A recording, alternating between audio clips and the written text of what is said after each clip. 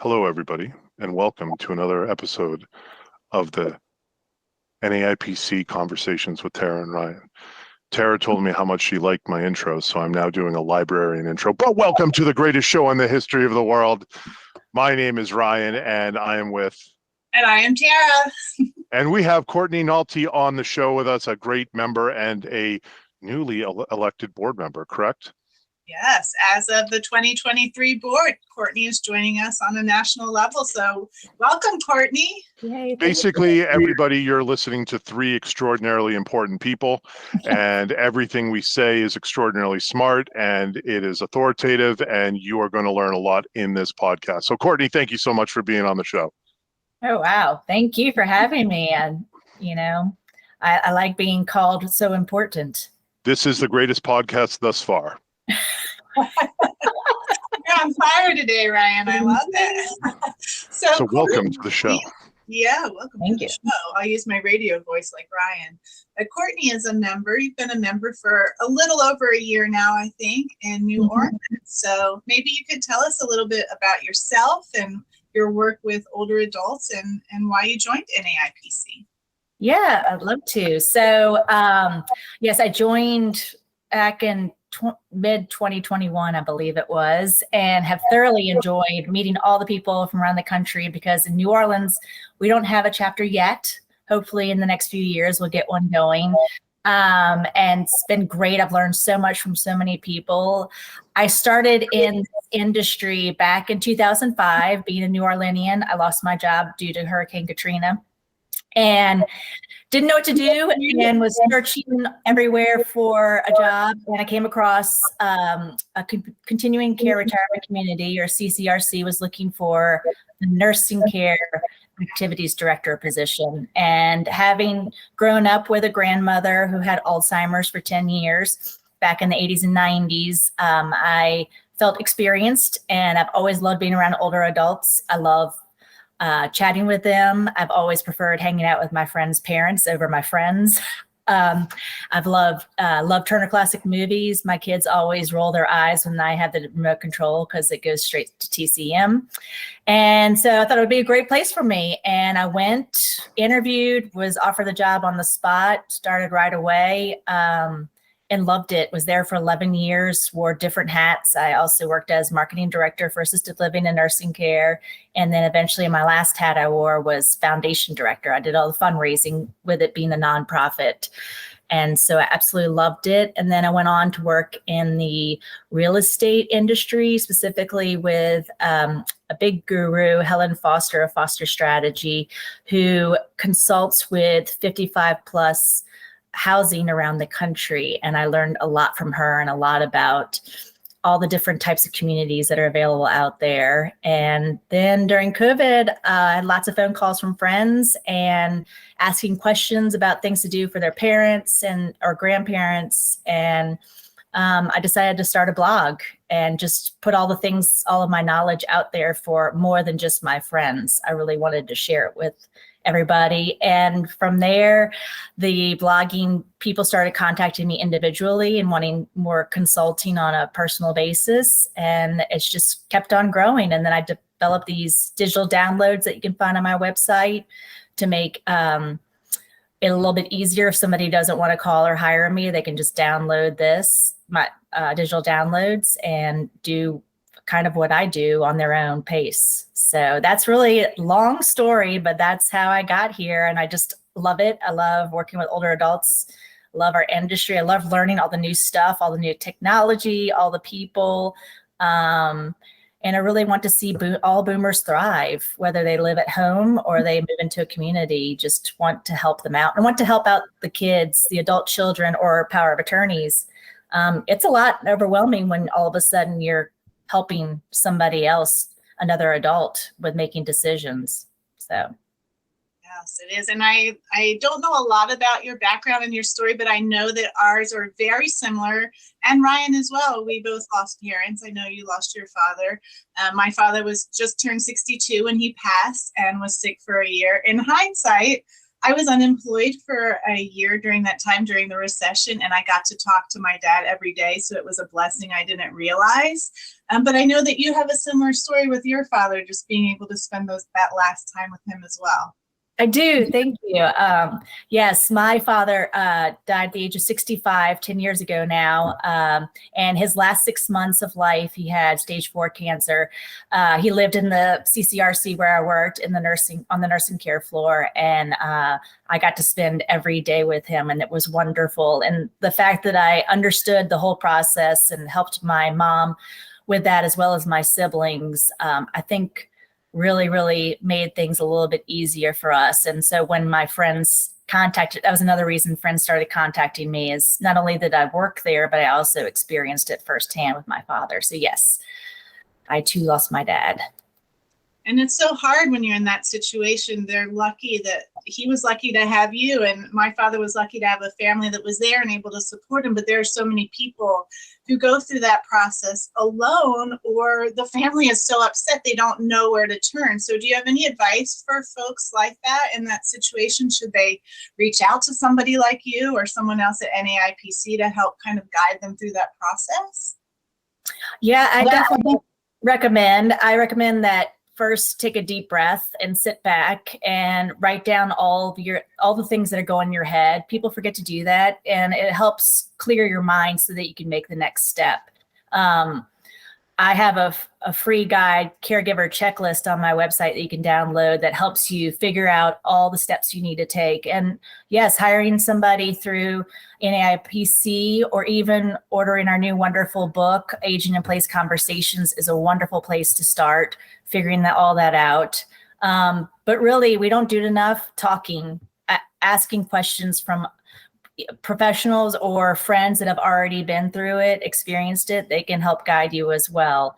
We're all here to help. And yes. And I think the biggest thing to remember going through that process is there's not a dumb question. Every question is valid. What you think is silly, someone else might think is life-changing. So ask the question and make the list. Right. Absolutely. I created on my Facebook, all my social media accounts on generational support, that I have every Monday acronym Monday, because so many people don't understand all the millions of acronyms that we understand in the industry. And that came from me talking to people and spitting out these acronyms. And luckily people asked me what it meant. And I thought, it's something so simple, like the term AL or IL or all the other ones we use in the industry, that I created this every Monday. You can learn a new acronym in the aging industry. So yes, no dumb questions ever.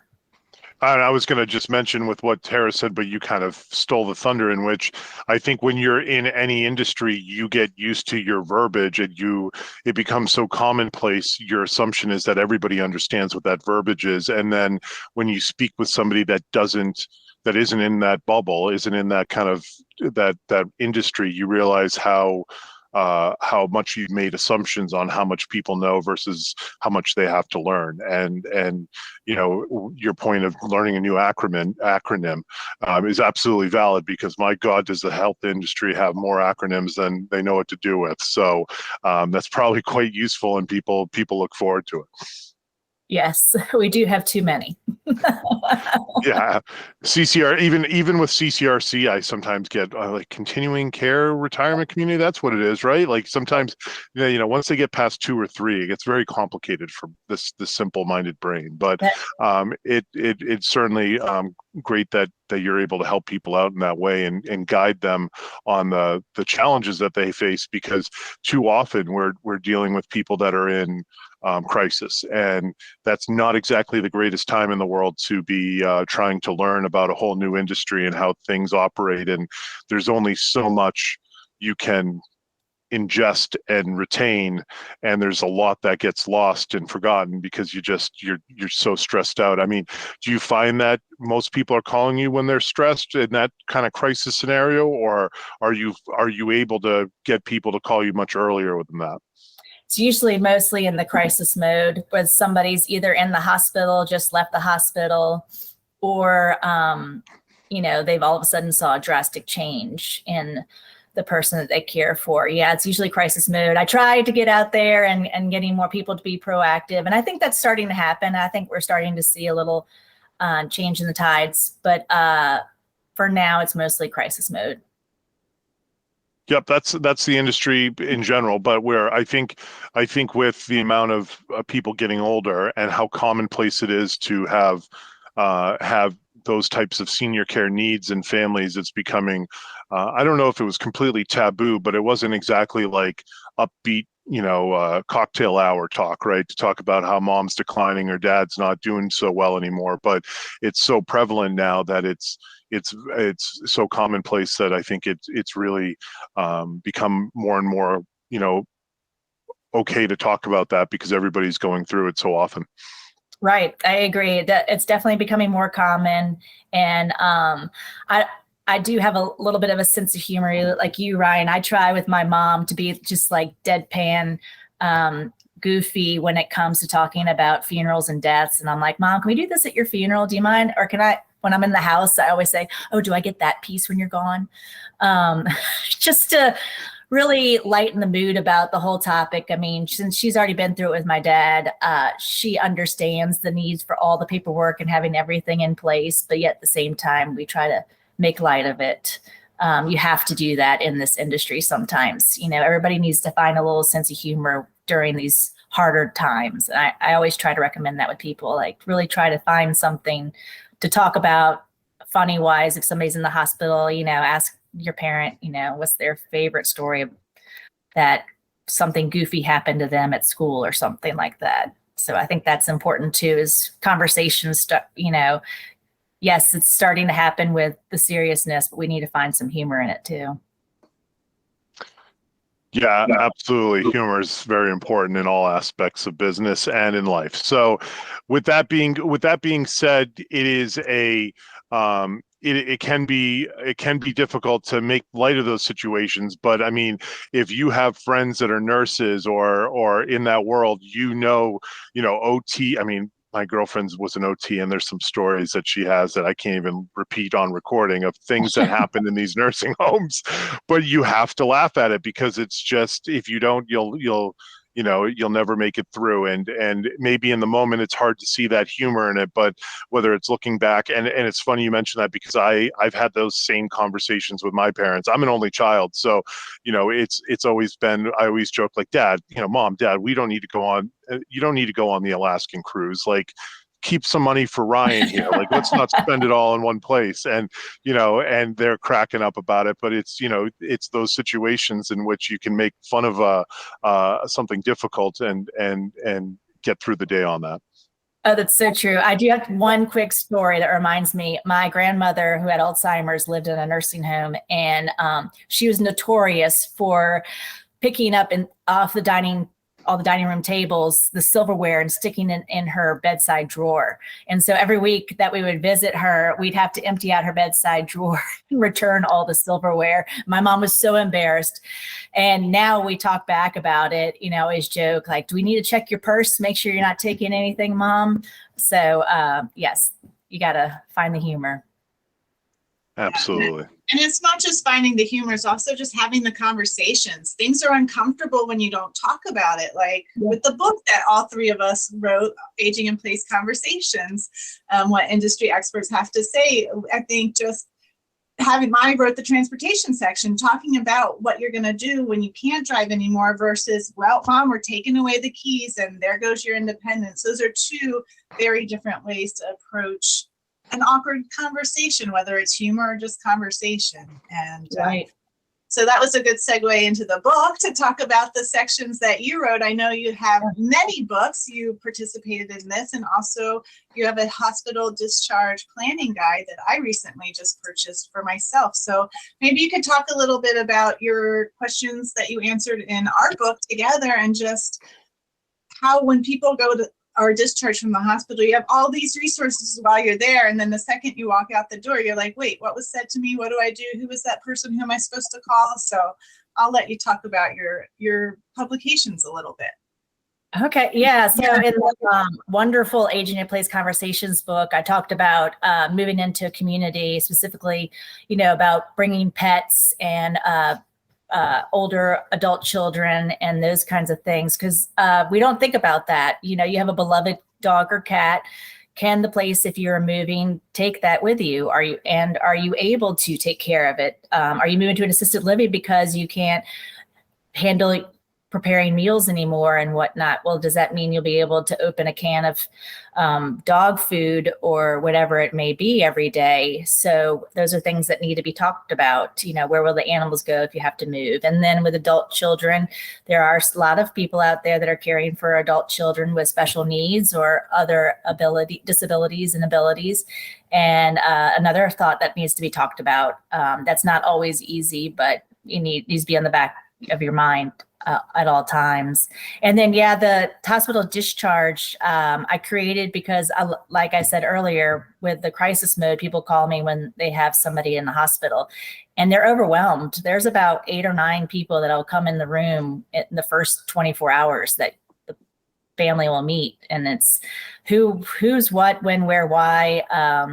So the hospital discharge handbook breaks down who all those people are, who are the main people you really need to meet with the most, what questions to ask them, how to prepare the home if they're going home, or how to research and interview home healths or communities, all of those questions to ask, because there are a lot of questions you should be thinking about that most people don't know in the industry. Like we were saying before, if you're not in the industry, how do you know? You know, I don't think a lot of people know that a lot of assisted livings and nursing homes have to go through every year a rigorous testing program through Department of Health and hospitals. And, you know, you can ask about how they did and what tags they might have, what they'd failed, or if they were completely tag free.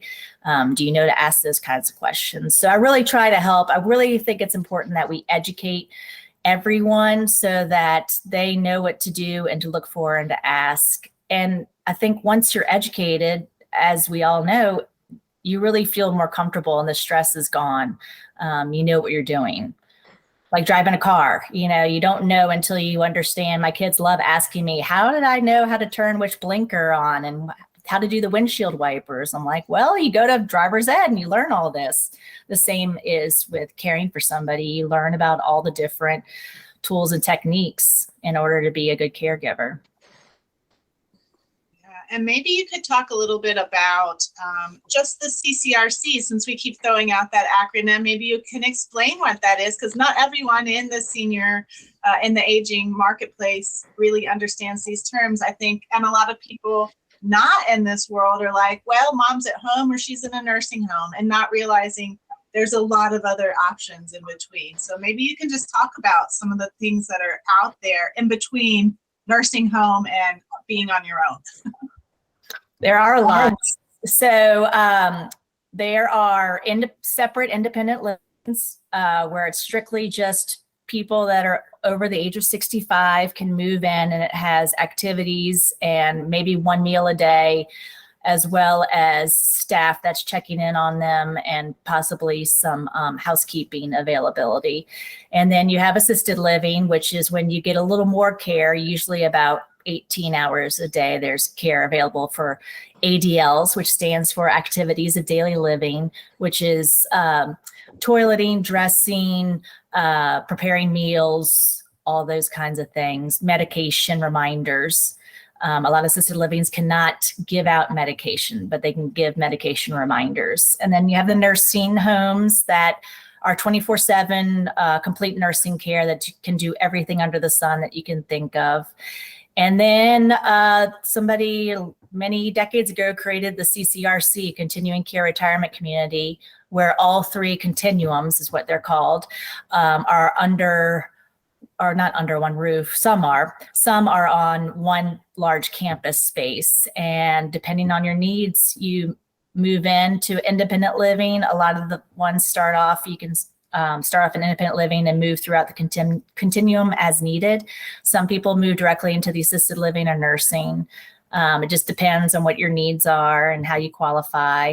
And then there's also right now, which is new, is active adult living, or 55 plus living is getting to be really big right now, where people move in at 55 just because they want the camaraderie of fellow older adults and activities that are planned for them. But mostly they are living in an apartment or condominium. I think housekeeping sometimes is provided, and maybe like breakfast. It depends. Each place is different too. There's so many different things out there. It's getting more creative, more interesting. I mean, you have all the different niches that are developing. Margaritaville, Disney World's doing one. All the different. I saw one recently that was for I can't remember. It was for a different niche, and I was like, oh, that sounds fascinating. Colleges are now starting to develop so that college students and older adults live together and go to school together. So that's fascinating. So there's all kinds of things out there for living outside the typical home, family, single family home. And then if they do stay in that single family home, there's all these resources to help support them and keep them safe, right? Which is, again, where we come in. Is there an organization that helps out with that? I can't recall. Who helps out with the the National education? Aging in Place Council. So if people do want to get a hold of you or order your books or just, tap into your knowledge, do you have a way they can reach you and consult with you?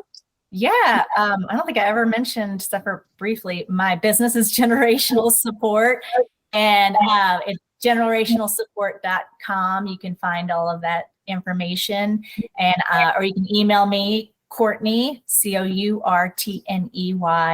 @generationalsupport.com. So yes, thank you. Awesome. And they can find you on ageandplace.org as well. Yes, that's right. I always do that. Well, excellent. Now that we've got that, go see Courtney's information, download it, learn, and if you feel the need, reach out to her, and she can give you some professional help and help you with your situation. And if you want to find out more about Aging in Place, just go to our website. But with that being said, anything else? For me, Courtney, any parting words of wisdom? Anything that you wish everyone knew that they don't know? Oh, wow. Well, I mentioned this before in the podcast during Aging in Place Week, which I'm looking forward again to in 2023. I'm sure there'll be announcements on that. That always ask why and ask all the questions. Like Ryan said, there's no dumb question. Just ask everything and understand and learn. And if you need help, if you're overwhelmed, there's all of us out here wanting to help you out. And thank you all so much for having me today. And thank you for being a guest. It was great. Tara, do you have any parting words of wisdom before we wrap everything up? No, I just love that we had Courtney on today. She's always active in what we do and presenting and sharing. So it's great to share you with everybody else. So thank you, Courtney. Thank you so much. And thank you to all our listeners, and we will catch you on the next one.